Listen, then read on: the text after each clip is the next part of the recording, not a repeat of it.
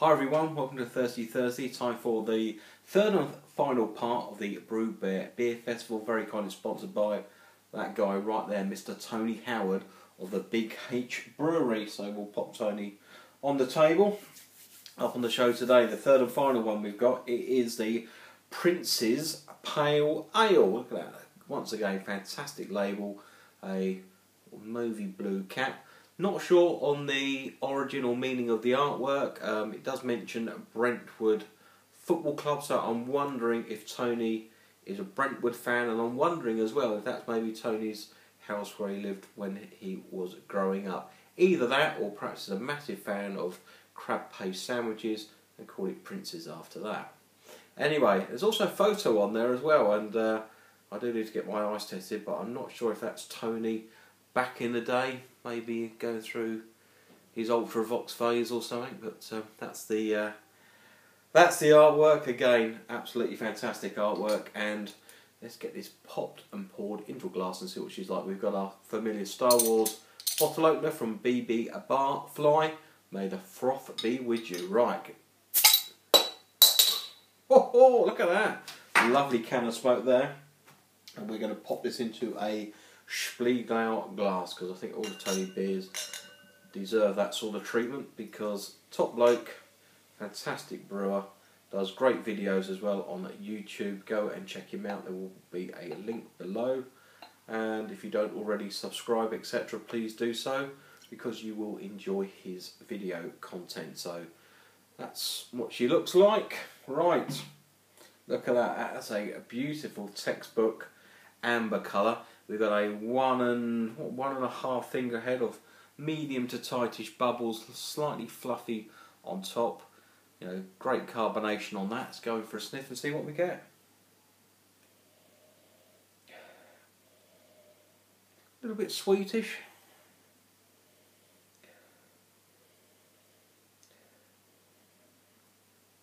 Gets like maybe a dink of dark like husks.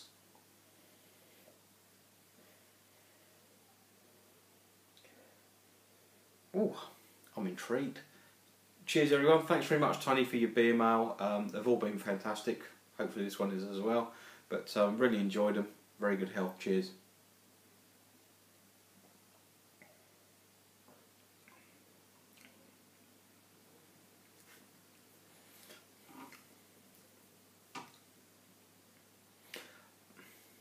That's quite dry on the back end, dry finish like that.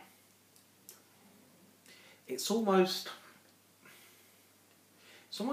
a bit like a hybrid beer, in as much that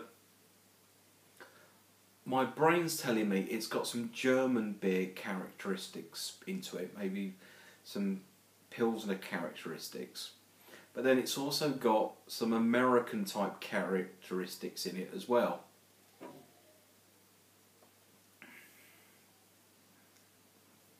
I'm wondering if he's done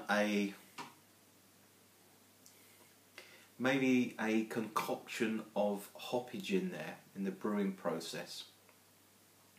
That there might be some American hops, maybe a little bit of Citra or maybe a little bit of Cascade as well, and then also some noble hops in there, maybe Hallertauer. Not sure of Tettnanger, maybe not that grassy note to it of that, but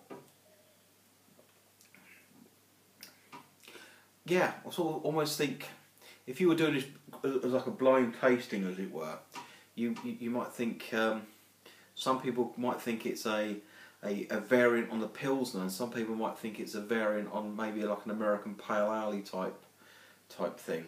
But really interested to find out more about this, Tony, because you know, I did look about for Prince's Pale Ale on the web, just in case it was maybe a clone of something, and I couldn't find anything that was sort of meaningful like that. Hence the comments that maybe that's where you lived, or if you like salmon or crab paste sandwiches.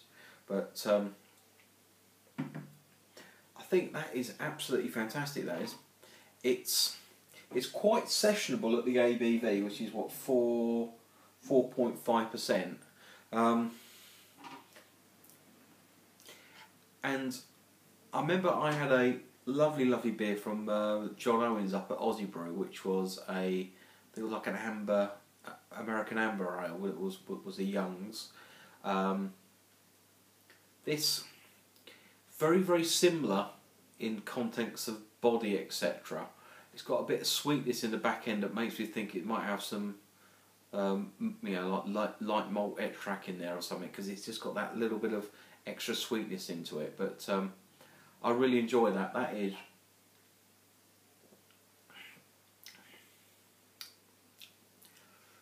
really good beer. That is very balanced, great mouthfeel. You know, lovely lacing as well.